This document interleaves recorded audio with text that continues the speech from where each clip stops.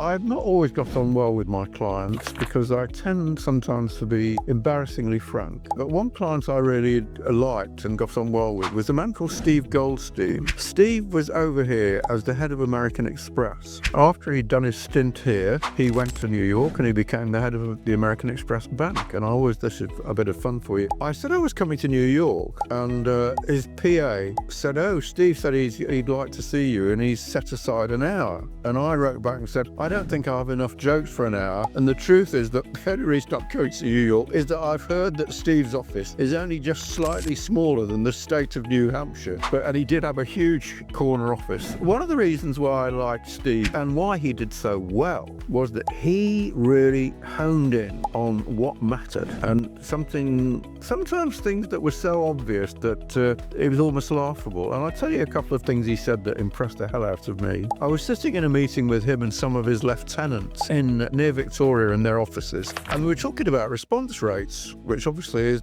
something dear to all our hearts. And eventually Steve got very frustrated and he said, "Look," he said, "I wish you guys would stop talking about the 1% or the 2% and spend a little bit more time thinking about the 98% or 99% who haven't responded. This is very, very important. Just remember, you get a very, very low response rate. So there are all those 98% of people, or when you do use the email, even more people who haven't responded. They haven't done anything.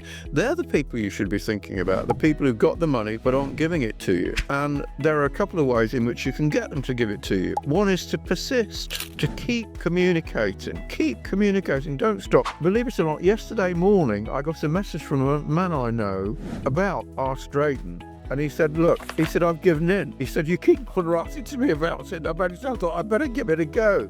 People don't actually act immediately. And I'll tell you some interesting statistic about selling. In personal selling, somebody did some research which found that on average, a sale was made for this particular company on the 5th time of asking. In other words, you ask once, they say no. Ask twice, they say no. You ask 3 times, they say no. 4 times, 5 times, they say yes. And I always say this, and I'll say it again, and it's one of Al's favourites, is that people buy when it suits them, not when it suits you. And it may well suit them after the 10th time of asking. So don't just give up, persist. And always remember that the money is there, and the people who haven't said yes yet, the people who are inert, who can't be bothered, why should they be bothered? They've got other things to think about. Tell people what they're going to get before you ask them. Tell them what they've got to do, not tell them what they've got to do to get something, yeah? So those are 2 points from Steve Goldstein, a man I learned quite a lot from and who did extraordinarily well.